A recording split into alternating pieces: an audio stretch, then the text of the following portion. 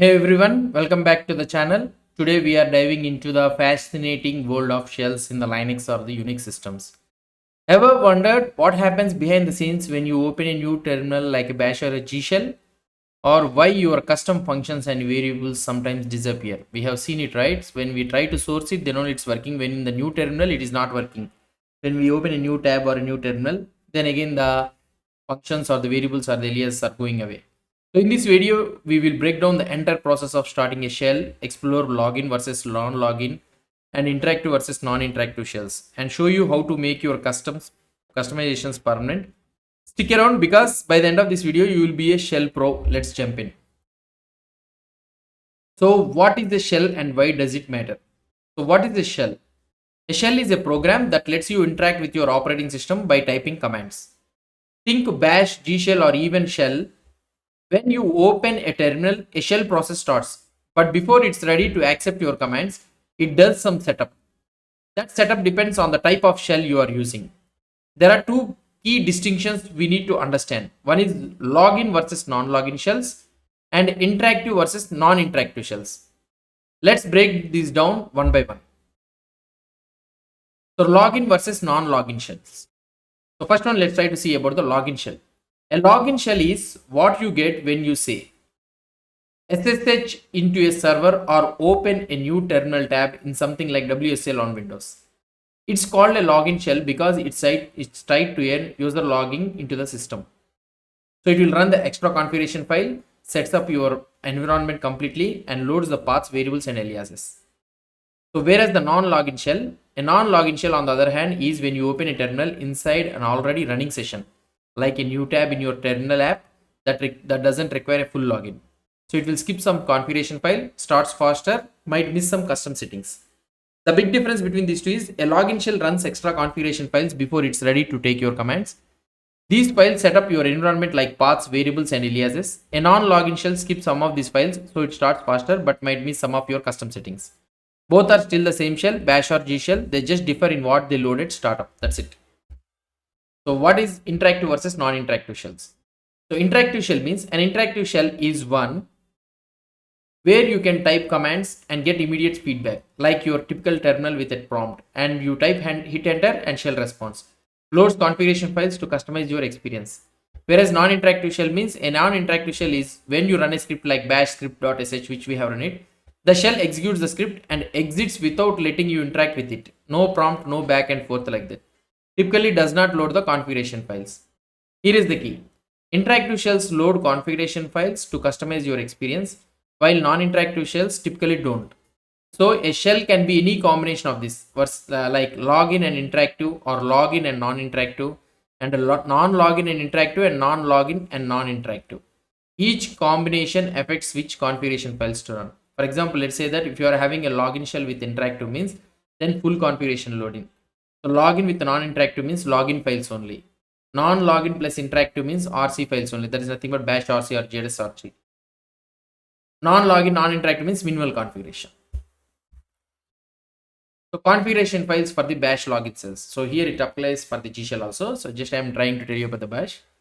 So the first one, so when your shell is a login, then first the files it is loaded is the etc/profile. System-wide files that set up a global settings for all users. This runs first. So whatever the files the files etc/profile, this files runs first. And then next runs the user specific files. Bash looks for one of these in your home directory in this order. First it will search for the bash_profile. If it doesn't find means then it will check for the bash_login, and if it doesn't found means then it will check last.profile. So only one of the file is get executed. So if it finds bash_profile means it will go finish. It will not load the bash login and profile. If it doesn't find means then only it will go for bash login. If this one is not found means then only it will go for the profile. So only one of these gets executed. So after finishing the user specific files, then it will go for the bash RC, where most of your customizations like aliases, functions, and variables live, often sourced from one of the user files above. So let's get into the nitty gritty. What happens when you start a bash login cell? First, bash runs the system-wide etc/profile. Then it will go. This sets up the global settings for all users. After that, it will look for one of these user specific files. That is nothing but bash_profile, bash_login, and .profile. So like this, bash_profile like this. only one of these gets executed. So if bash underscore profile exists means bash runs it and skips the others. Inside these files, you will find a line that sources another file called bashrc. So you will be having a bashrc file. This is where most of your customizations like aliases, functions, and variables live. So here is the flow. So first one is etc/profile runs first, then one of your user files, and then the one and that user files often fills the bashrc. This means bashrc is a great place to put your custom settings, especially when you are starting out. That's it. So in the same scenario, we will check for the configuration files for the G shell login shells. The same thing, it will login shell flow is zprofile, it will check, then zshrc file like bashrc file. So now what about Z? It's simpler. For a login shell, zsh runs zprofile first, followed by the zshrc, and here that's not no hunting for multiple files like bash. The zshrc file like bashrc in bash, where you will typically put your customization. A quick note of these RC files like bashrc or the grc stands for run commands. These are common across Unix systems for storing configuration commands for tools like Vim or shells. So non-login and interactive shell. So if it is a non-login and interactive shell means, then what will happen? It will only run the bashrc file. No profile files are involved.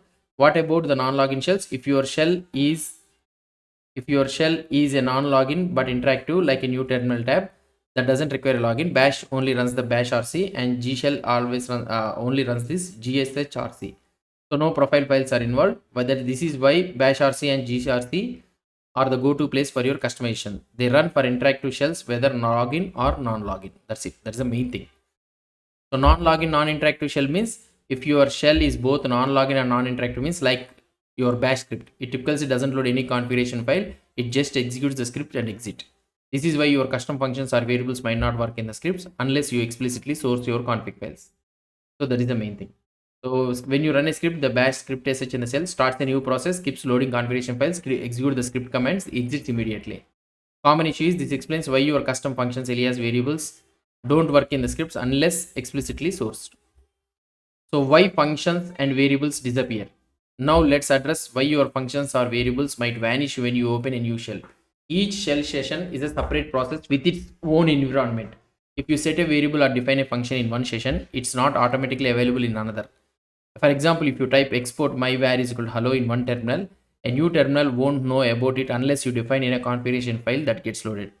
So here export my variable like this, echo my var means, so it will work. When you open a new terminal means it's a separate process with its own environment. So echo means no output. So this is where bashrc or grc file comes in. This, by putting your variables, functions or aliases in these files, they get loaded every time an interactive shell starts, making them available across sessions. So making changes permanent. So how do you make your customizations permanent? Simple. Add them to the bashrc or for bash or zshrc for G shell. For example, to set a variable, add export myvar is equal to hello to bashrc. For a function, add something like this: my function echo hello world.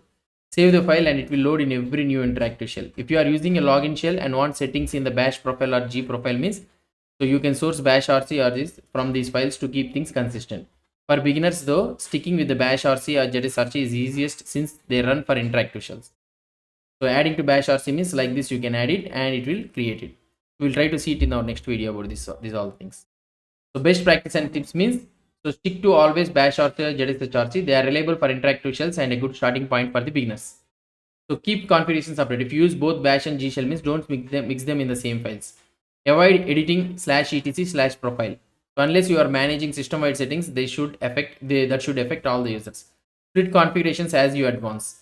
Test your changes. This setup ensures your shell is customized exactly how you want every time. That's it, guys. Now you know exactly what happens when you open a shell, why your settings might not stick, and how to make them permanent. If you found this helpful, give it a thumbs up and hit the subscribe button, and let me know in the comments if you have any questions or want more shell tutorials. Thanks for watching, and I will see you in the next one. Bye.